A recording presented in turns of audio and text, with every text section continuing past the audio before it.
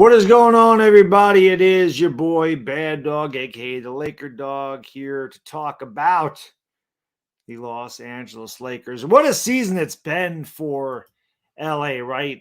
Started off absolutely horribly, 2-10, looking like another terrible season.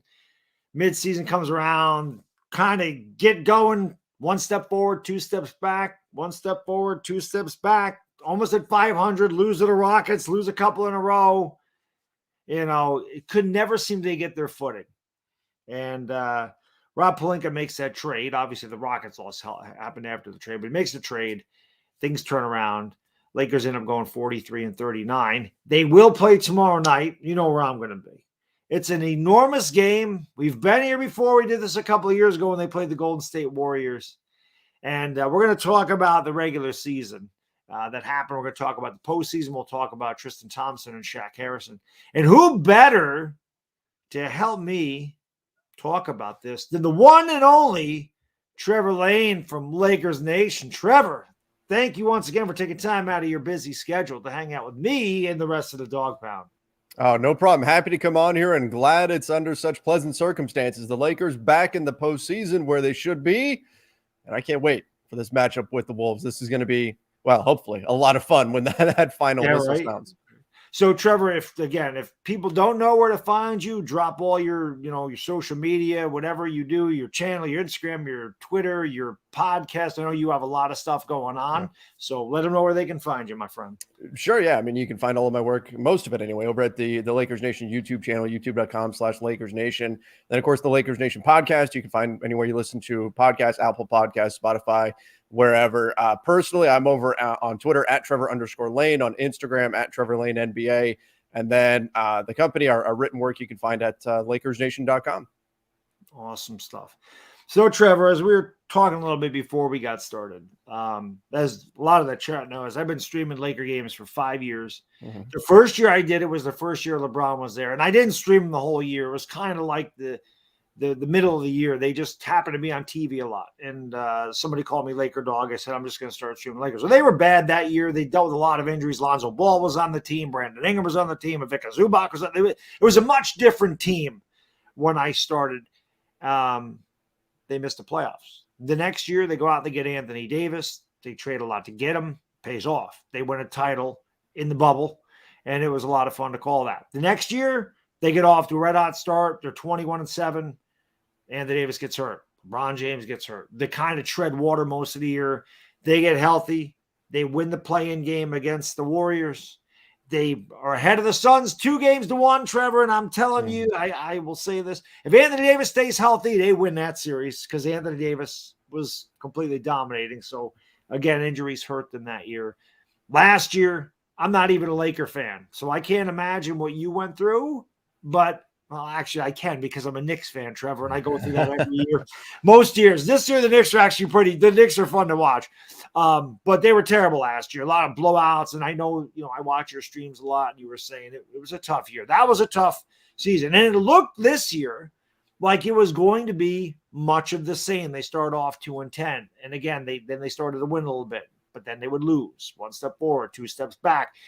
Guys getting injured. Anthony Davis playing like an MVP gets hurt. LeBron James dealing with a foot injury. It just never seemed like they could get solid footing. They could never hit the ground running. It's just like they would just, like I said, tread water. They'd go forward, go back. Rob Pelinka makes that trade. They get rid of Russell Westbrook. They get younger. They get deeper. They get more athletic. And if I'm not mistaken, they were 18-8 since the trade. And I think that's the second best record in the NBA. So it's been an up and down season for the Los Angeles Lakers. So give us your thoughts about, what you think about the regular season and how this all played out and your emotions that you went through this year. I know losing to the Clippers, I know you hate that. Well, yeah. I mean, losing to the Clippers always hurts. Losing to the Celtics, that hurts. Those are going to sting more than any others. But you're right. Last season was, I called it many times, the most miserable season in Lakers history. That was that was tough for, I'm privileged to get to do what I do. We get to talk about Lakers basketball all the time. Come on, that's incredible. It was a grind. It was a grind to get through that season. It was It was not fun. And so then you've kind of got that, like over the offseason, those wounds from the previous season, they start to heal up a little bit where you're feeling okay. You feel like, okay, you know, I can get behind this team again. Let's go. Let's start the new season. And then you start out 2-10 and those old wounds just open right back up. And so we rolled the roller coaster through most of the season where, like you said, we had that, you know, 2 steps forward, 1 step back, 1 step forward, 2 steps back, right? All season long, just riding that roller coaster. They win and it's okay, cool. They're going to be a playoff team. They lose. Never mind. We're not even going to see the play in. Oh my gosh. We're going to give Wembanyama to the Pelicans and all kinds of stuff, right? That's the world we were living in through much of the season. But the whole time we were saying there's a trade coming. There's a trade coming. It's got to happen at some point. We knew it almost happened the night before media day. All of my sources, everybody was saying the same thing. That was there for the Lakers if they wanted it. Miles Turner, Buddy Hield, if they wanted it, it was there. The Lakers said no. They took the gamble that they were going to find something they liked better or would be a little bit less expensive during the season. Unfortunately, the way the market dynamics played out, it took all the way until the trade deadline to find that move. The Lakers would have liked to have gotten it done sooner, but the important part, they got the deal that they wanted. They move off of Russell Westbrook. You get D'Angelo Russell. You get Jared Vanderbilt. You get Rui Hachimura a little bit before all of that. You get Malik Beasley, Mo Bamba, Davon Reed, who they just waived. And it turns everything around. It turns around the whole feel of the team. The whole time, back from July, I was saying, this roster makes no sense. This roster looks like it's been built for Russell Westbrook to be traded. It looks like a team that was put together specifically to make a trade, and it was just a matter of time before that deal happened. Finally, it did. And we couldn't have asked for it to go any better since then. Best record in the Western Conference since the trade deadline. Second best record in the NBA since the trade deadline. Cannot ask for any better than that. And because the West was so compact, that was the one saving grace, is while the Lakers were doing 2 steps forward, 1 step back, suddenly the Western Conference is this insanely compact conference where you can be 13th and be a couple of games away from being in a playoff, not even playoff spot. And so the Lakers were able to capitalize on that. And now here we are. They're sitting in the 7th seed, heading into the playoffs. Get the game tomorrow against the Minnesota Timberwolves, potentially, to make the playoffs proper from there and book themselves a ticket in a first-round matchup with the Memphis Grizzlies. So it's been a lot of fun since the trade deadline. It's felt like finally, after last season, after half of this season, it feels like Lakers basketball again. There's an energy, there's a vibe around this team that we just haven't experienced in recent history. So it's been a lot of fun, and it's been very validating for us having said for so long, there's a trade coming, hang on, there's a trade coming. At some point, something's bound to happen. They have to do something. And then finally it gets done, and then we get this success since then. So this part's been great. It took a long way a lot to get here, but sure happy that they were able to pull that off. And now hopefully they can see some postseason success. Yeah. And listen, they were 18-8. They did that 3 weeks without LeBron James. LeBron James missed a lot of that time with them being 18-8. Now, I know you mentioned this. We all know about this. I didn't know about the Karl Anthony Towns calf strain, so I didn't know about that. But Rudy Gobert, in case anybody did miss it, threw a punch at slow-mo. That's Kyle Anderson, for those who don't know, because everything Kyle Anderson does is in slow motion. Have you ever watched the guy? It looks like he's running underwater. I don't even know how Kyle Anderson is as good as he is, because he does everything at half speed. But Gobert threw a punch at him. I don't know why. Do you know why he did that? Like, I was doing the game, and people were like, yo, Baddog, Gobert threw a punch at his team. I'm like, what? Yeah. And I go over to the game, like, what the heck was that about? Do you know why he did that?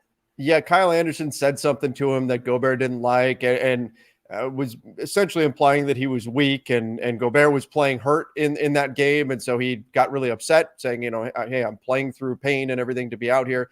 And so it particularly got under his skin, and he threw a punch, and now he's out. Towns, the calf strain thing, he's been listed with that right calf strain since he came back. He's questionable, but he's playing. He's going to play. Like, he may be 85 or 90% or something, not 100%. So they list him anyway, but yeah, he'll play in the game. But Gobert's out. Jaden McDaniels punches a wall and breaks his hand. So he's out. Like, he was their best defender on LeBron James. So this is going to be a shorthanded Wolves side that the Lakers see. Lakers got to take advantage of that for sure. L.A. Lou said he called him a bitch. Listen, I think, in the heat of the battle, you shouldn't call your teammate that anyway. And right. Go Bears. I don't really know. Whatever. It's good for the Lakers. That much I do know. So what do you think, like, going into the game? What do you think the Lakers need to focus on? I know we've talked about this before. LeBron James is great. And one of the greatest players ever, the greatest player of this generation. There's always debate. Who's the GOAT, who's the greatest? Is it Jordan? Is it Kobe? I always say, listen, it depends on who you grew up with. I grew up in the Jordan era. It'll be Jordan to me. I said, the generation after me, it'll be Kobe to them, most likely. This generation is going to be LeBron. The next generation, it might be Luka Doncic. The generation before me, it might be Magic Johnson, Dr. J, whatever.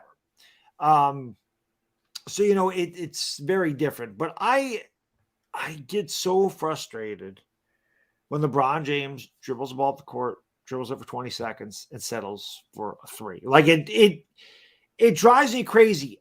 I think Anthony Davis needs to at least touch the ball almost every time that they go down there, because you see, at least I've seen, they immediately double and triple team him. And if he can get the ball out of there and they swing the ball around the perimeter, they're getting much better looks at threes. And they're hitting. Beasley just jacks him up. He don't care. He can't shoot. That's Malik Beasley. But when I watch that ball go down to Anthony Davis, and the way when the Lakers they double, triple team, and they swing the ball around the perimeter, it's a thing of beauty. And you see they get such better shots. And if they don't double team Anthony Davis, well, he can back the defender down. He's one of the better low post big men in the league. He's got a fantastic mid-range jump shot. I mean, I love Anthony Davis when he plays angry. I love watching Anthony Davis dominate, grab rebounds, block shots. I mean, how many big blocks did he have yesterday against the Jazz? So to me, that's always a key element for the Lakers offense, is to let Anthony Davis at least touch the ball. At least touch. He doesn't need to shoot. He doesn't need to be the offensive focal point, but I feel like he has to touch the ball to draw defenders in the paint, and then you're going to get a better look at the three. Yeah, absolutely. I think that the biggest key to this game, and there's going to be a lot of things that I'm sure we'll touch upon, but the biggest key to this game, is Anthony Davis better than Karl Anthony Towns? I think the answer is yes, big picture, but in this game, is Anthony Davis better than Karl Anthony Towns? We have seen some games where Cat has played better than AD. That's happened before. That can't happen in this matchup. This has to be Anthony Davis playing the way that he played last time they saw the Timberwolves, where he just said, nope, I'm better than you. And he went out and dominated. And that's what we need to get from Anthony Davis. See, we've got to get an AD that's aggressive, and that means a coaching staff that's also feeding him the ball. And like you said, if you can swing the ball on a double team, because I do anticipate they're going to double, they're going to do things to try to get the ball out of AD's hands, because he went for like 38 points last time he saw the Wolves. Well, look, I say this all the time. I'm a big proponent in punishing teams for their choices. If they're going to choose to double Anthony Davis, great, swing the ball and say thank you. We're going to take the open look that's going to be created as a result, because we're going to respond. We're going to counter what you're doing against Anthony Davis appropriately. And so that's going to be critical for the Lakers. It's going to be getting AD involved, getting him into opportunities where he can dominate. And then if they do double, sometimes he gets tripled, countering. Say thank you for committing an extra man to Anthony Davis, because we're going to trust that D'Angelo Russell is going to hit the corner three on the other side when we swing the ball. Yeah.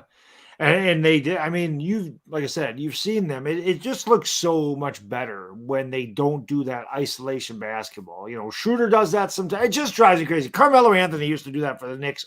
He grab a rebound, he dribble up the court, dribble for 20 seconds, pivot, jab step, fade away three. And I'm like, the Lakers are so much better when they go to the basket, when they're aggressive, because good things happen when you go to the basket. You draw the defense, you kick it out, you get an open three. You draw the defense, you get fouled.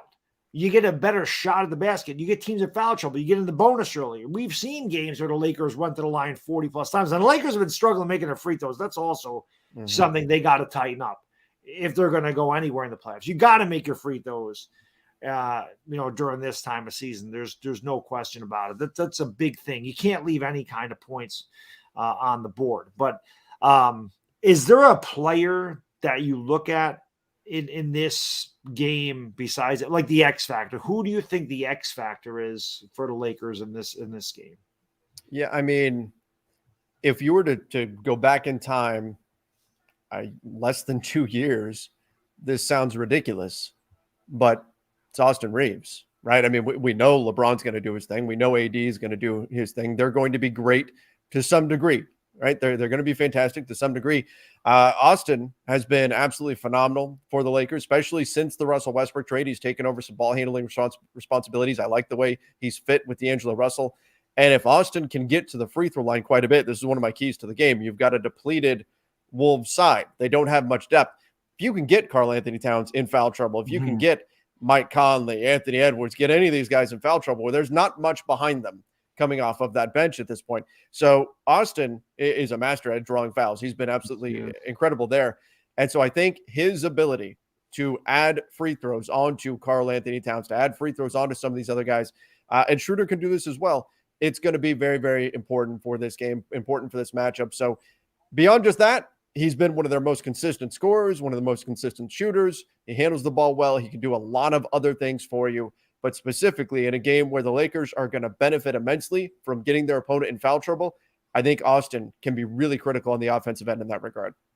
Yeah, you know, at the end of every game, I always read the stats. And I don't know, like, the actual statistic on this, but I always say, I swear to God, he's got to be one of the best players in the league for, you know, points per shot attempt. It's like every game he's 6 for 8, but he's got 21 points. Or, you know, you go to the half, he's 4 for 5, 13 points. It's like he's extremely efficient. Like you said, he gets to the free throw line. He's very good at drawing a charge. And I think it was on your Instagram. I want to say I saw this on your Instagram where he had a quote that pretty much said, "You got to chop my right arm off to keep me out of the game." That's what you want to hear from a player. And how much do you think Austin Reaves gets this offseason, Trevor? Because they got to pay him, right? They've got to pay him. Yeah, to your point, he is, according to Cleaning the Glass, he is in the 99th percentile at his position in points per shot attempt. I mean, that's beyond elite. What's that? I mean, that's beyond elite. That's incredible. Yeah. But as far as how much he gets, so I think that you're going to get the Lakers will offer up the full early bird rights deal that they can give him, which is 4 years. It's like right around $53 million or so. I don't know. I think he probably can get more. Just the Lakers can't offer him more. He has to go to another team to get more. And then the Lakers can match that. He'll be a restricted free agent. Of course, the Lakers are going to make him restricted. The Lakers can match that offer. I think they need to match whatever offer he's given. You know, his max is not as high as like a true max salary. Like we think of max salary is like $40 million a year. That's not what he would get. I don't think a team is going to max him out, but I do think that somebody's going to give him an offer that's bigger than just the early bird rights deal the Lakers can offer. If he is entertaining that early bird rights offer, if I'm the Lakers, I say, here's the money. Let us know how many years you want. You want it to be a 4-year deal, a 3+1 player option on the 4th year? Sure. You want it to be 2 years with an extra year added on as a player option? Sure. You tell us what you want, and we'll give you as much as we can. Otherwise, he's got to go talk to another team and giving him a contract, and that team's going to try to make things difficult on the Lakers to match and everything. But they have the ability to match any offer, and I would expect them to do that, even if it gets to be, you know, a 4-year, $80 million deal or something like that. You just can't let him get away. He is too damn good. Yeah, I agree. And I know I said this on your chat once, but just so my chat knows, like I said, if you don't know who Trevor Lane is, he's Lakers Nation on YouTube. All I got his Instagram, his Twitter, and his YouTube in the description. To me, listen, the salary cap in the NBA is, for me, it is extremely confusing. I mean, it is, I don't even understand. It's Latin to me. It's Latin to me. Trevor does an amazing job of breaking this stuff down and understanding the intricacies of the cap, because I have no clue. I don't know what any of this stuff means. So if you ever want to know anything about the cap or what the Lakers can offer or what they can do, that's your guy. You go over there, watch his show, because he's going to tell you it's amazing the way Trevor handles the cap. I have no I listen to you talk about it, like I have no idea what he's talking about. I'm just going to sit there and listen, and like it's like, you know, 96% of it goes in one ear, not the other, and I think I catch a little bit because it's just like, oh, wow, that's just a lot of stuff. It's impressive, man. Well, thank you. It is crazy complicated, the salary cap, and I'm fortunate that my co-host over on the Front Office Show, Keith Smith, he's the guy with all the, like, I'm pretty good with the salary cap stuff. Most of the stuff I get. he gets everything, like all of it. Every little intricate detail and everything he knows. So whenever I have questions, I've got him that I can lean on. But I do appreciate that, because the salary cap can indeed get very, very complicated, and it plays such a huge role in what you can and can't do during the offseason, what you can and can't do in trades, and all sorts of stuff. But it's man, the NBA did not make it easy on anybody trying to break it down and analyze it, because it is very difficult. It is. Let me get to a couple of these super chats real quick. Super One, go. I think we just answered that. He said, who will be the X factor for the Lakers in this year's playoffs? So there we go. That's a good question, because I was curious myself who Trevor thought. Calvin, thank you for the super chat, my friend. He says, the Lakers did everything right in the stretch. Couple things with that. I feel like they did do a lot of good things, but they also played an easier schedule down the stretch, and that certainly helped. They did do a lot of good things. Like Trevor said, and again, we noticed this when we do, when you were in the chat, the Lakers' energy is much better. Their chemistry is better. They're deeper. It's not, you just knew, it's not that Russ was a bad player. It's just Russ was a bad player in this system. He was a bad player with this team. He didn't fit there. They didn't use him right. Whatever you want to say, it just wasn't working. But as soon as you got these guys in here, they all kind of seem like they fit right into their role. You don't see any one of these guys trying to do too much. Like, I never feel like anybody tries to do too much on this team. I feel like they all know the role that they're, even though we will go and say Malik Beasley goes 2 out of 13 for 3, it's like, can we put Lonnie Walker in the game? I'm sick and tired of watching this guy shoot a break, but that's his game. And Malik Beasley can win you a game if he's hot. And we talked about this last time. It was like they didn't have the opportunity. Like, we were like, they don't really have the luxury of letting him try to shoot his way out of it. But they kind of did end up. Again, you never know what you're going to get from game to game. Malik Beasley could go 7 for 8. He could go 0 for 8. So I think he's another big X factor. His shooting is going to be a big X factor for the Lakers. I don't think there's any question about that. Yeah, absolutely. I agree. It's going to be really important. I mean, even if he only plays 10 minutes, if in those 10 minutes he can come in and go 2 for 3 from 3 or something like that, that can win you a game in the postseason. Everything gets magnified in the postseason. So it's going to be important that he's able to come in and knock down shots. And I think it's going to be important for him contractually too. $16.5 million team option for next season. We'll see if the Lakers pick that up. If he's shooting the ball well in the playoffs, I think that the likelihood of them picking that up increases. Gut feeling, do you think D'Angelo Russell's back with the Lakers? Mm-hmm. Yeah, I think so. What I heard was when they did the trade, the Lakers, it's not like they were unaware of his contract situation. They specifically did the trade after talking about, hey, we need to extend this guy. Like, we can't just let him walk away, because he can't replace him. They're projected to be an above the cap team. So it's not like, hey, if you don't pay D'Angelo Russell $30 million, that doesn't mean that you suddenly have $30 million to go spend. You're already above the cap if you bring back all the players that you want to. So you're not going to be able to replace him. And I think he's been a really good fit. Now, defensively, I mean, that's maybe a different story, but offensively, he's been very, very good. He's shooting better than 40% from 3. Both he and Austin can play on and off the ball. So that allows them to really combine well and kind of just be this constant shifting initiator that the defense doesn't know. Is it going to be Austin this possession? Is it going to be D'Lo? Is it going to be LeBron? So he's been a great fit, and I expect them to hang on to him. Yeah, I like D'Angelo Russell a lot, but I always joke around in the channel. Like, every time I say his name, I always think of D'Angelo's Brown Sugar album, because it's one of the greatest R&B albums of all time. Every time I say D'Angelo, it's the first thing I think of is Brown Sugar. I do it all the time. Also, underneath, I see Max Anderson. Crypto Arena will welcome Baddog. He needs to come out here one day. I do. I got to get out to California one day. I've never been to California. So I always joke around in the streams, and I look right at the cameras like, yo, Jeannie, what's up with it? It's a drop in the bucket to you. Fly me, my wife, my son out to LA, a couple tickets, it's $10,000. It's nothing. It's nothing in Jeannie bus. Come on, Jeannie. What are we doing? What's really going on, Jeannie? Come on. Jay, thank you so much, man, for the super chat, brother. Appreciate you. He says, I look for Davis to dominate this game. He needs to get the ball early and be dominant in the paint. I agree. This game be a trampoline for the playoffs. Davis needs to be the focal point in order for the Lakers to make a deep playoff run. Listen, Bubble AD, we always talk about Bubble AD. He was the man, and he was dominating that series against the Suns until he hurt his groin.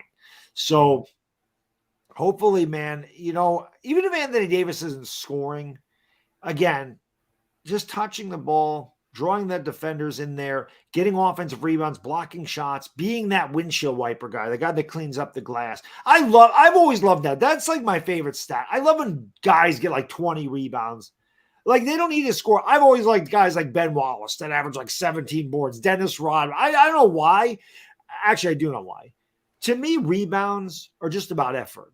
They really are. It's about getting down there, getting dirty, boxing out, being physical. You don't need to jump. Charles Oakley was a great rebounder for the Knicks. If he jumped up in the air, you couldn't even slide a piece of paper underneath his feet. Mm-hmm. Okay, he had no ups at all. So I just liked it. But Anthony Davis can do so many different things that help you win a ball game. And I agree, he's going to need to be huge if the Lakers are going to get to where they want to get. Yeah, I mean, he led the NBA in rebounds per game. Unfortunately, he didn't play enough games to qualify for the rebounding title, as it were. But he got more rebounds per game than anybody in the NBA. He's been great for them there, and he's going to have to be great. But I mean, that's true for everybody, right? Your stars have to be stars in the postseason. If they're not, you're probably not going far. So Anthony Davis needs to be the MVP caliber version of himself, just like LeBron needs to hit that level as close as he can be dealing with the foot issue. They're going to need these guys to be big all postseason. And if they're not, then it'll be a short stay. But I think these guys are going to step up. Yeah, I do too. At least I'm hoping for it. Johnny the Turtle, my friend. Thank you. What up, Baddog? You're the man. How can I be the man when you're the man? He says, my friend, the Lakers stink. He's a Phillies fan, or he's a Sixers fan. Philadelphia fan in general. Mm-hmm. Johnny is. Sixers, Phillies, and the disgusting Philadelphia Eagles. Just there's not a worse team on the face of the earth than that disgraceful franchise. LeBron can't do everything. I think champs come out of the East if don't sleep on the Dubs. What do you think about the Warriors? Yeah, I mean, I think that Sacramento's, they had their best season in 17 years or whatever it's been since they've been in the postseason, and their reward is they get the defending champs in round one. Like that's going to be tough. The Golden State Warriors, they're getting Andrew Wiggins back. I think they're going to be a tough out for just about anybody. It's Steph Curry, it's Clay, it's Draymond, and yeah, it hasn't been nearly as good this year, but those guys turn it on come the postseason. They could be right there. They could be the team standing when the dust settles out of the Western Conference. We talked about how compact the West has been. That means that we're also going to see a very, very tightly contested playoff race where there's not a 73-win Warriors team sitting at the top where you just go, okay, we know where this is ultimately leading. They're going to be the team to go out of the West.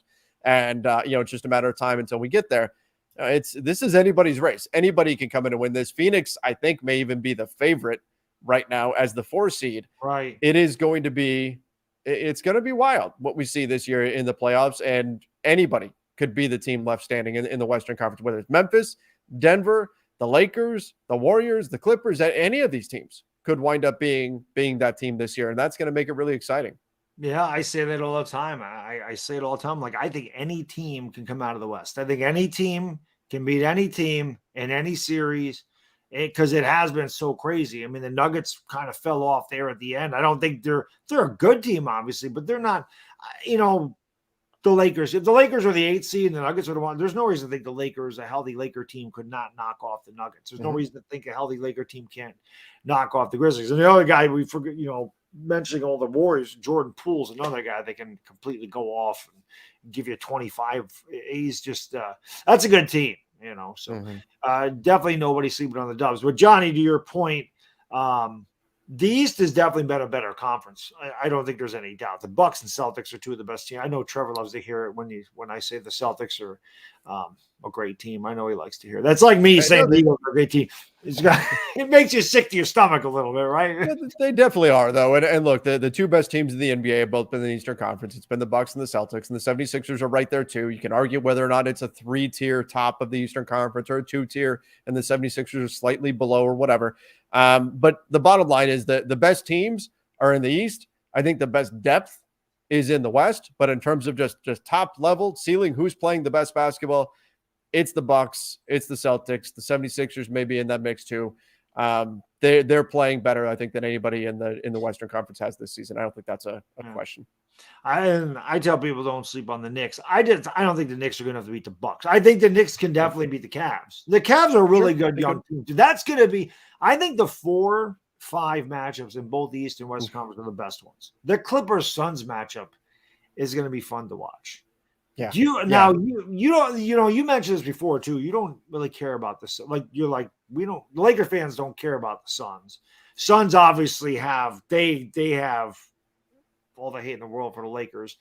But I mentioned this too, the Jazz, they could have folded like the Blazers folded, yes, and try, but I say this all the time. Again, Lakers, historic franchise, 17 titles, greatest players in the history of the league. A lot of them went to either played for the Lakers, drafted by the Lakers, whatever, spent their careers as Lakers. They all end up as Lakers. Even Karl Malone ended up as a Laker. They all end up there. The Yankees in baseball, same thing. No matter how bad you are, no matter what you have nothing to play for. You always want to beat the Yankees. You always want to beat the Lakers. You always want to beat the Cowboys. So I guess that's the way the Suns feel. But you guys don't like the Clippers, right? That's a team that you just despise. Yeah, and look, there's there's more Lakers fans that are starting to become more irritated with the Suns. And when I say the Lakers, when I put in my little jabs at the Celtics and stuff in my Twitter posts where I'm saying this is what Lakers fans should be rooting for today and all that. Yeah, I know. I remember seeing the Celtics lose just to throw just to throw it in there, just because that feels natural for me because I grew up during Showtime and everything, right? So that's kind of just it's inherent for me. It's just kind of in my blood. But I've got the younger fans that are like, why do we care about the Celtics? That's not a rivalry anymore. We don't care. But it was been and me, I'm going, what do you mean? They just played them in the finals. Oh, damn. I guess that was 13 years ago. But in any event, I think that there is a little bit more animosity towards Phoenix than there is towards, say, Utah or San Antonio or Portland or any of those teams, just because they did play them in the playoffs and all of that. But it's not a lot. It's definitely the Clippers and the Celtics. And the Clippers thing is more, I think part of it has to do with the streak that the Clippers are on against the Lakers, which is, no question, that's frustrating. But it's right there. It's in your face. And they were doing so many things just to try to get under the skin of Lakers fans, just to be an adjutant. And they're already kind of an unwelcome visitor in Los Angeles. So it was all of that that's kind of put the Clip. There's a lot of Lakers fans who say they hate the Clippers more than the Celtics now, which is, that's crazy. It's mind blowing, but that's where we're at the moment. That's the way I feel about the Philadelphia Eagles. Like the Giants can't beat them. They just can't beat them, and it's frustrating. I never liked the Eagles anyway, but when your most hated rivals just pounding you, game after game, it's like, all right, enough. You just you get really fed up with it, man. It's crazy. Opinionated Conversations with Bernie. Thank you so much for the $5 donation, my friend. I really appreciate that. Mamba Mentality. He's always on your channel, Trev. I see my guy, Mamba Mentality. He says, quick question, T-Dog. That's you, I'm guessing, because there's no T here. I be B-Dog, you T-Dog. Did you get my list of draft prospects? List of draft prospects. I didn't see a list of draft prospects. Where did you send it to? It's possible I missed it. I'll admit. So my just a little insight into my life. My wife is out of town on a business trip right now, and so it's been me with my 6-year-old, and she was off. She's been off for Easter and everything. So I've been slightly distracted, chasing her around and doing all that. So if you sent it in the last 24 to 36-ish hours, there's a pretty good chance that I didn't see it because I've been trying to wrangle my daughter and keep her engaged while she's been off school. Yeah, like I said, we have children the same age. My son just turned 6 last week, so it's a fun age. It's very fun. They definitely keep you occupied. They definitely keep you occupied for sure. But yeah, to go back to my point, the Clippers and Suns, I think it's going to be a great. It's again just streaming Lakers. Obviously, I get attached and I get into the games and I get emotional. I'm a New Yorker, man. I don't want to say I'm an emotional guy. I get really involved in the stuff that I'm doing. I get so mad. The Suns talk more than any team I've ever seen that's never won a damn thing. they are always talking, whether that was Jay Crowder or Cameron Payne or whatever. It's Devin Booker. And I like Devin Booker, but I'm like, holy, just shut up. Like stop talking. You haven't won anything, man. What are you talking about? Like Booker, I'm like, dude, he's a punk. He's a punk. But I do feel like if Patrick Beverley didn't headbutt him and break his nose, that they probably would have won the title that year. So I don't know. They are a good team, but they do talk a lot, and that's part of the reason why more and more Lakers fans are starting to root against the Suns. But I'll tell you, I have a feeling that most Lakers fans are going to be pulling for the Suns in this first round series against the Clippers. I think that's going to be a thing. In fact, I saw a lot of Lakers fans were excited that that's who the Clippers were drawing because they see the Suns as the biggest threat in the West, and they're hoping that they'll go ahead and send them home. Yeah. Opinionated Conversations with Bernie. Thank you for the super chat. It says AD has to beg for the ball, and LBJ, in my opinion, should stay off the ball and catch and shoot or stay in the post. Yeah, I mean, I don't think LeBron's going to be totally off ball. I think that getting AD involved is an important goal. It's something you have to do. But LeBron may be the best player to get the ball to Anthony Davis. He's probably got a better feel for play. Like if it's, what are your options? D'Angelo Russell, who hasn't played that long with AD. Austin Reaves, who is still, he can be on ball. He can be off ball as well. But LeBron is going to understand how to get the ball to AD. I do agree that LeBron probably needs to give the ball up a little bit more, not burn so much shot clock and then cast a three. Now he made them last game, and so we'll certainly take it. But ultimately, I do think the ball is going to be in LeBron's hands plenty because he's LeBron, and I think he's got to make a concerted effort, which he tends to do, especially in big games, to get AD going early and often, and that's what I'm expecting to see tomorrow night. I wanted to ask you this because the last couple of games, the Lakers ended up winning. And a term we use in my streams are bipolar. Like for 6 minutes, they look like they're the best team in the league. And then for 6 minutes, they look like they're the worst team in the league. They go through these ebbs and flows. It's like, and it's drastic. Every team, the NBA is a game of runs. Mm-hmm. But the Lakers go through these drastic spells of like, it's just really good or really bad. So the last two games, I felt like they should have put these teams away early. It looked like they were going to put the Jazz in, but they couldn't get rid of them. And some of that energy, I felt like it wasn't. At times they seemed disinterested.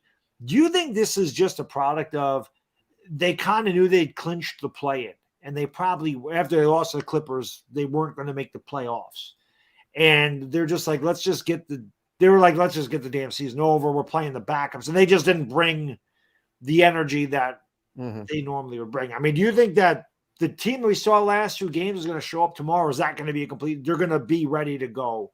Because I always feel like sometimes at the end of the year, not really in the Lakers situation, but like when teams have clinched really early and they have nothing to play for the last couple of games and they just kind of fade away and they think they can just turn it on, and it doesn't work that way. And the Lakers don't have a 7-game series to find their way for a first couple of games. If they slip up here, they're, obviously they have a buffer because they finished 7th, which was big also because now they have home court advantage for both of those games if they have to play them both. But do you think that was just a product of like, it's the end of the year, let's just get this over with and get into play-in? I hope so. I hope that it's just they looked across the floor, saw an opponent that was sitting most of their players and just said, hey, we don't have to exert ourselves to win this game. And it made it uncomfortable. It made it closer than we would have hoped, but ultimately they were able to kind of push down on the gas pedal just enough. It really felt like every time they got out to 7, 8, maybe 10-point lead, they just went, okay, cool. We're good. Yes. We're good. All right. We can back up. We don't have to try anymore. And then the opponent would catch up. In this case, it was the Utah Jazz. They catch back up and then, okay, all right, fine. Push down a little bit more on like they were trying to get across the finish line while doing as little as possible. And my concern with that is, are they going to look across the floor now and go, oh, no Gobert, no McDaniels, no Naz Reid? Are they going to fall back into that mindset? Because if they do, they're going to lose. The Wolves are good enough to beat you. They came back against the Pelicans and beat them, even though Brandon Ingram went for 42 points. Yeah. The Wolves are good enough to beat you, even without Gobert, even without McDaniels, if you have that kind of mindset. So I'm curious to see what that mindset looks like. but I'm hoping it really was just a disinterest thing, just a, hey, we're trying to stay healthy for the playoffs type of thing. My concern, my worry, and I don't think this is the case, but my worry is that if any percentage of it was fatigue, if it's we're tired from making this push from the trade deadline, throwing everything we've got at making the postseason, now we're worn out, that's going to be a problem because you don't have a lot of recovery time here in the postseason. Even if you win tomorrow, you only get, I think it's 4 days, maybe 5 days before you got to play your next game. So my hope is that it's not a fatigue situation, that it's just mentally they weren't locked in, and that's going to change tomorrow. But you can get into that routine. You can get into that habit of not giving 100%, and hopefully that doesn't rear its ugly head tomorrow because, again, the Wolves are a threat even without those guys. Right. And you mentioned, the Lakers, if they can win tomorrow night, which in my opinion they should, they will have, I believe the 16th is the day that, because the play-in, the last game of the play-in is the 14th, so it would give that buffer. I think I looked at this today, and the 1-8 and the 2-7 both play on the 16th. I think that's the way that worked. So they would have 5 days rest, which they certainly could use. Because they'd be playing the Grizzlies, and that, they're pretty good too. They wouldn't be in second place without it. So definitely looking forward to it, man. I get pumped up, man. I love playoff basketball. I just love the playoffs in any sport in general. I think they're a lot of fun, and I know, some people don't like to play in, but it definitely brings an element of excitement. It's the same thing in the wild card in baseball. It's just, the baseball seems like they change the rules every freaking year with the postseason, the pitch clock and all that now. Yeah, it's crazy. And I'm a purist when it comes to baseball, so all the nonsense is, I don't like it, but I adapt to it. You know what I mean? When they first I'm like, I don't like it, and then you adapt to it. Like in '95, I'm like, I don't like the wild card. And the Yankees made the wild card, and even though they lost, it was one of the greatest series ever. And like, okay, that was good for baseball. Right, Jameson, thank you for the super chat, brother. He says, I cannot wait to see that playoff atmosphere tomorrow night. Trev, I'm sure you have been to I always call it the Forum. I don't care. It'll always be the Forum to me. I don't call it the Crypto.com Arena. I call it the Forum. Have you ever been to a playoff game? Yeah, and it's like the atmosphere is incredible. Is it? Okay. It's absolutely amazing. The crowd is just, and this is a point that I thought, it blows my mind. It doesn't sound like it's right, but LeBron hasn't played a home playoff game in front of LA fans yet because of the pandemic and everything. Like he hasn't even gotten to experience that, and they won a championship. So I can't wait to see what the atmosphere is like. Even tomorrow in that building, it is going to be absolutely phenomenal, and the energy in the building will be hopefully something that can carry the team. D'Angelo Russell has talked about this, how he tries to thrive on that energy and tries to feed off of it and perpetuate it and all of that. They can do that. That home crowd can go a long way towards helping them get a win. Yeah. Yeah. It's going to be a good game. There's no question. Intel, my friend, what's up, buddy? He hates the Clippers. I know that. He calls them the toenail Clippers all the time. He said, I didn't get the notification. Well, that's YouTube being YouTube. We all know. Like YouTube loves to do that to its content creators. Says, what's up, Baddog? What's up, buddy? Good to see you, as always. Johnny Laterno. Eagles are the best team. Sorry, Baddog, for the disgusting Giants. Screw the Yankees. Why do you hate the Yankees? Because they beat you in the World Series. You're Philly. I don't care about the Phillies. I care about the Red Sox. Don't forget 4-5-4. By my Sixers better than New York. Well, they have a better record. I don't think the Knicks are going to end up playing the Sixers anyway, because I don't think the Knicks are going to get past the Bucks. I do think they can get past Cleveland. I don't think that they can get past the Bucks, but Jalen Brunson's been awesome. I'm not going to put anything by the Knicks. The Knicks have a bright future. So for once in the last 23 years, you can look at the Knicks and go, oh, this team might actually be good and competitive for the next 5-10 years. It'd be nice. The Eagles suck, John. When did they? I lose a Super Bowl again. You 1-3. You're the only team in the NFC East that has a losing record in the Super Bowl. Everybody else has a winning record there. When you get there, win. Stop embarrassing our division. Anyway, this is a basketball stream. Intel, thank you for the Super Chat. This is what I deal with during September through January. It's fantastic. It's a blast. I can't wait for the NFL to start up again, and the draft is coming up in a few weeks. This is yeah. Let's go. This is going to be a good time. But yeah, we're in basketball mode. Yeah, I like to talk a little trash. That's part of my charm. Intel, thank you so much, buddy. There you go. He says something's going to most hated, but the toenail clippers moved into our building, tried to claim being the real team in LA, never won anything, and are a joke of a franchise. I think that sums up why Lakers fans have been frustrated with the Clippers and all of that, covering the banners and feeling like that was disrespectful, and all the billboards they put up about street lights over spotlights and all that kind of stuff. It just it was annoying. Yeah, well, that's like the Jets sharing MetLife with the Giants. Get your own damn stadium, man. Win a Super Bowl, since 1969. Do something to keep up your end of the bargain here, for crying out loud. But one thing, maybe I'm wrong. Maybe I'm wrong about this. I swear to God, when the Lakers and Clippers would play in Los Angeles on Sunday, the same day, the Lakers always got the 12:30 game. It seemed like they always got the early game and the Clippers always got the late game. And then I have a Clippers fan that's always, and he's great. And he's an awesome guy. He's a Clipper fan. So the trash talking's around, which I love the trash talk. As long as you keep it respectable and you're not being personal, getting out of hand, I enjoy that. But he also made a good point. It seemed like the Lakers always got, when a team would go back to back, it was always the Clippers first, the Lakers second. So interesting the way that played out this year. It did happen quite a few times. There were some times where it was the other way, but more often than not, it did feel like it was, the Lakers got the benefit of the team. They would play the Clippers, spend a night in LA, hopefully enjoy themselves thoroughly, and then play the Lakers. So we I think we did get the benefit of that, maybe a little bit more than they should have, but we'll take it.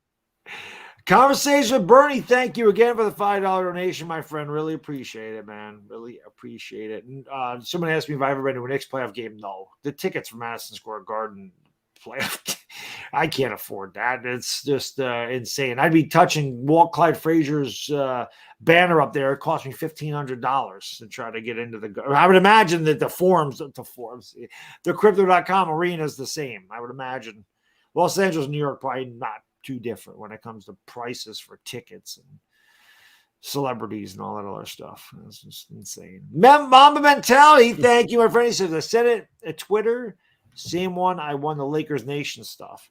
I sent it to you after you responded to my Darvin Ham rant, which we're going to talk about Darvin Ham. Reply to it again. Bump it back up to the top. I leave my DMs open, and so this time of year, it just gets like flooded with all kinds of. So reply to it again, so it bumps up to the top, so I see it. I'm sure I probably just missed it, because I'm even looking here at the most recent ones and not seeing it. So reply to it again, and I'll get it. Here we go. Bernie, thank you again, my friend. Really appreciate it. Says the Lakers need to smash the T-Wolves like the Warriors smashed Portland. That was crazy. It was like 47-17 after one goal. They scored 150 points. 50 points in a quarter, like 55 or something in a quarter. I mean, that was unbelievable. That was unbelievable. Insane. Okay, speaking of Darvin Ham, we'll kind of finish. I don't want to keep it too long. I like about an hour or so. So we'll finish on this subject with Darvin Ham. Now, I know, again, I go to your streams after the game. So, I read the chat a lot of times, and they're not too high in Darvin Ham. It's the same thing in my chat section. A lot of Darvin scam, Darvin spam, Darvin damn, Harvin damn, whatever. He's definitely made some head scratching decisions. A lot of times I get mad at him for not taking timeouts when I feel like he should. Sometimes, you're up by 16 points and the team scores 6 straight. To me, I'm like, take a timeout right now. Stop this right now. Don't let them get back into the game before you take a timeout. Get it beforehand. His rotations, I feel like sometimes he doesn't have a feel for the game. I feel like he sometimes just goes off the script. I got to play this guy this many minutes. I got to play this guy this many minutes. And when somebody's feeling it or the red hot, he pulls him out of the game because that's what the playbook says to do. He's a rookie head coach. So to play devil's advocate, I said maybe Darvin Ham's not going to get fired. They made the playoffs. They finished 18, and he's coming back next year. So you hope that he gets experience and he gets better and he learns from his mistakes. Obviously, the more postseason action he can see, the better postseason coach he's going to be. My question to you is, if you had to give Darvin Ham a grade for the season, what would it be? And I worry about Darvin Ham costing the Lakers like a playoff game because he's an inexperienced head coach. In any sport, I think it's an underrated aspect. The coaching aspect of the game is extremely underrated in general, but in the postseason, I feel like it really shows up. Your best coaches are the ones that win these games. So you think Darvin Ham do you think the Lakers can win, I guess, in spite of some of the decisions he makes? Or, I mean, what are your feelings on him? I think they can. Darvin, if I had to give him a letter grade, it's probably a C. I mean, and it's hard to say, right? Because, I mean, like I said, we knew back in July that the roster they had put together didn't make any sense unless they made a trade. So you went through 2/3 of the season with a roster that wasn't conducive to winning basketball. And let's just say it. That roster sucked. It made no sense. It just did not make any sense. And it didn't fit. And there were times where Darvin had, like, Austin Reaves was playing power forward because he didn't have anybody else to put into the game. Right.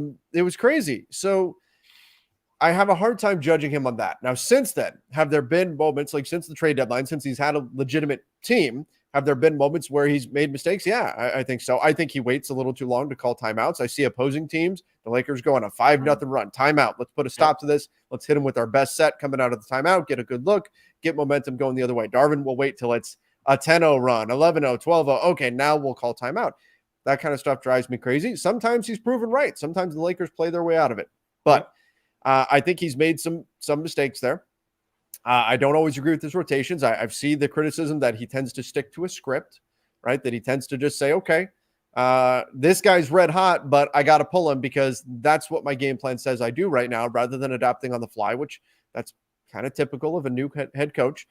I don't think he's been quite as bad as fans think. And when I look at that, I think about how many fans in the NBA right now are really happy with their team, like, or with their coach, like 5, maybe, right? Like most fans, when something goes wrong, when they lose, they get mad at the coach. Yes, right? Like that's it comes with the territory. So I do think that Darvin is a bit better than people give him credit for. I think there's going to be bumps in the road still. I think he may cost them a game or two in the playoffs. I think that's certainly possible. But I also think that he's not as incompetent as some people seem to think he is. Is he great? No, but the Lakers are hoping that he'll grow into being a great head coach. Yeah. And like I said, if they can, at the very least, get out of the first round or play the 7-game series and get him that experience, I think it goes a long way. And again, not to go back to football, but with the Giants, I felt like Brian Daboll did such a good job. And he also won a playoff game, and then we got beat by the Eagles because they were just better. But I feel like a rookie head coach to get playoff experience, I think that's huge for them to be able to grow going forward, because you're immediately going to see it's completely different. The intensity is different. The defense is different. A lot of times the officials, well, we know the Lakers don't get many calls, but the officials will let these teams play. They don't want to decide the game. A lot of times they swallow their whistles. And, you like I said, you have to be able to adapt in the fly. So we'll see what he does. The Lakers are definitely talented enough to beat any team in the West. For sure. In my opinion, in a 7-game series. I don't think there's any question about it. L.A. Lou, my friend, the legendary L.A. Lou. He says, if Jason Kidd leaves, do we dump Ham? I don't think they do. I mean, they gave him a 4-year contract. I don't think they want to pay him for 3 years to not coach for them.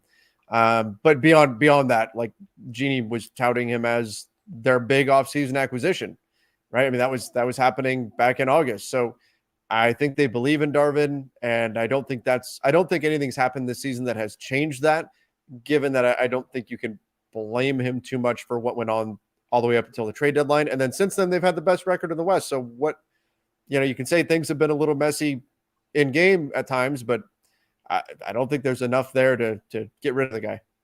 Right.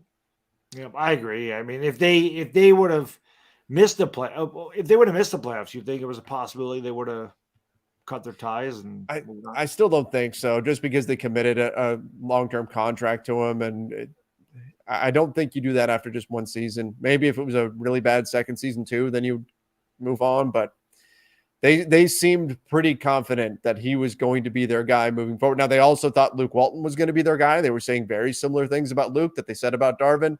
So I'm not saying it's impossible for them to get rid of him. I just don't see it happening this soon. Gotcha. Bernie, thank you again, my friend. Really appreciate it. Last one. Actually, I did want to ask you about this too before I let you go. He says, do you think Pelinka picked up Shaq Harrison to save money to acquire Kyrie next season, letting AR-15 explore his options? I'm just going to say I hope that's not the plan. And I'm not even a Laker fan. I hope it's not the plan.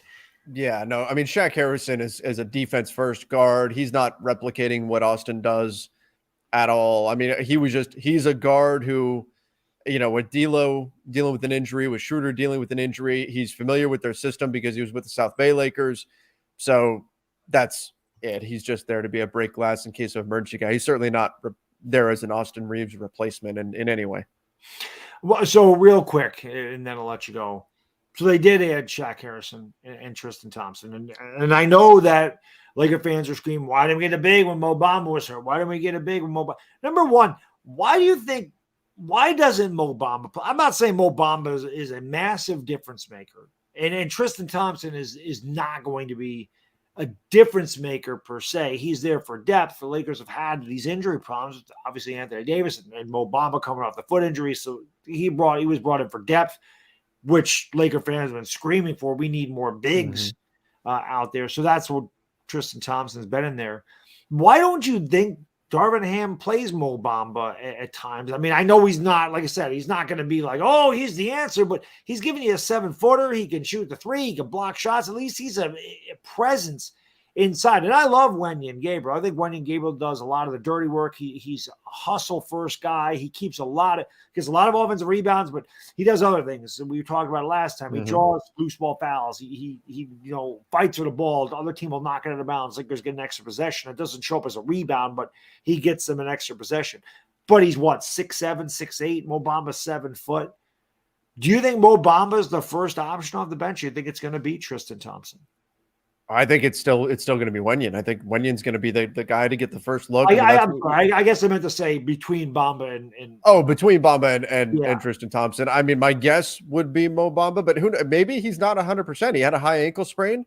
I mean, you know all about this with Saquon Barkley. I mean, this is right. Like it's not. Sometimes you come back from that injury, and your explosiveness isn't quite what it used to be, and it takes a little while to fully you're back, and you can play, but you're not really all the way back. Maybe that's what's going on with Mo Bamba, because I agree. It's confusing why he hasn't gotten a look, particularly when we see moments where, like you mentioned, Wenyen's not that big. Like he's 205 pounds and he's a center. There's moments where he's just not big enough. You can just see it. He's getting overpowered. And when that's happening, it's hard to not see that and say, you've got a guy who's 7 foot, right. Put him in the game, right? And he's got this ridiculous wingspan and all that. Now, I will say the idea of Mo Bamba has always been better than Mo Bamba, right? A big who can block shots and shoot threes. That all sounds great. He's not really that good. And we saw that when he was on the floor the other day. Right. He didn't look great. He didn't look great out there. But nonetheless, when you're seeing Wenyen just getting overwhelmed and you've got a guy that's as big as Mo is, you think, hey, put him in there, give him a shot. I think the only way Tristan Thompson gets in is if Mo is not 100%, and if it's very clear that Wenyen either can't get it, that he's in foul trouble, something like that. That's the only way. Tristan Thompson, Shaq Harrison, I think they're both break glass in case of emergency bigs, where something else had to go wrong, I think, for them to get into the rotation at this point. But I'm glad they've got him. I'm glad that, wish they had him when they took on Houston a few weeks ago with Wenyen as the only center, just to have another big body there. I'm not expecting either guy to be a big part of the rotation, though. Right. Oh, God. Speaking of Houston, how big is that loss now? Oh, yeah. How big is that loss now? You'd be the 6th seed right now. Yep. How big is that loss now? And that's another thing. Then again, maybe the Lakers are just kind of playing down the level of their competition yesterday. But the Jazz just kept going inside. And that's exactly what Houston did to the Lakers.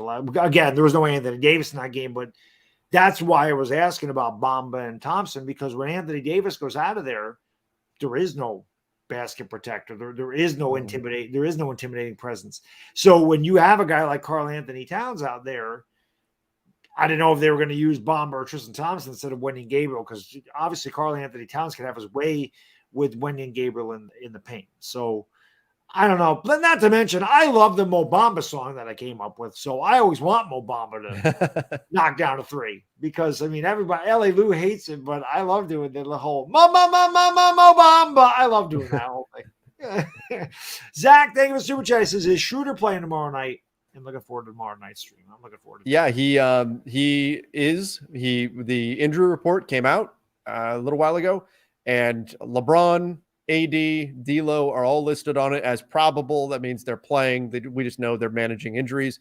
Dennis Schroeder, not on it at all. And that tells you that he's in. They didn't even feel like they needed to just list him as probable or anything. So he's back. He's in. Yeah, awesome. Well, Trev, we went an hour. Again, I appreciate you taking the time out of your day. Like I said, I know you're a busy guy, especially if you're watching your 6-year-old, because I have one of those myself. And I know how it goes. Yeah, I do. And my son and I were about the same humor level, so it's perfect. I always joke around my wife and say, "You're lucky you got a 6-year-old and you got a 47-year-old 6-year-old." But again, I appreciate you taking time out of your day to do this, and I always love talking Laker basketball with you, and I know you do great things on your channel. I mean, it's awesome. I always notice it's way better after a win, though. Like, oh yeah, it's big way time. Better after a win. I'm in a better mood. Everybody's in a better mood. It is much more fun after a win. That's for sure. So hopefully tomorrow night, that's what they're talking about. Talking about over there. So listen, again, I appreciate you coming on, and like we said before the stream, hopefully, you never know, end of June, maybe we're talking about a ring or something. But I'd love to have you back on again if you're down for it. Yeah, absolutely. Sounds good. And thank you for having me. This was fun. Yeah, absolutely. So one last time, guys, girls, that is, let me get rid of this. Hold on one second. That is Trevor Lane from Lakers Nation on YouTube. You can follow him there. Like I said, all of his stuff down at the bottom, Twitter, Instagram, and his YouTube channel, all in the description. So make sure you subscribe, follow him on Instagram and Twitter. And I'll see you all tomorrow night for Trevor Lane. I guess that's a T-Dog. I'm the B-Dog, and we will see you tomorrow night. We gone. Peace.